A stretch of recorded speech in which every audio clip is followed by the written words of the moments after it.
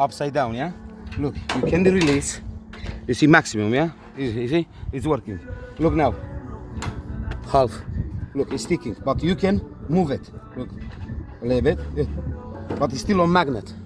So when you're doing upside down, it stick, but you still can move it. Okay. And make it in the center. Look. That's nice. Look. But look, put the hand. Look, it's strong. Move it. Yeah. You see? But it's still on magnet. That's the point on this one. अस्सलाम वालेकुम दोस्तों ये steel में whole करने के लिए magnet drill है। Normally वो जो हम लोग यूज़ करते हैं वो होती है पावर के 110 और 240 पावर की होती है, लेकिन ये बैटरी वाली है। ये नई मशीन आई है, ये 1200 पाउंड की है और ये बहुत अच्छी है।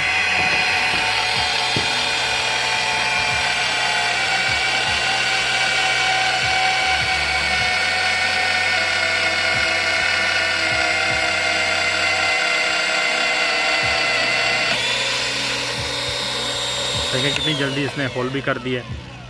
This really brilliant and perfect machine what I ever see.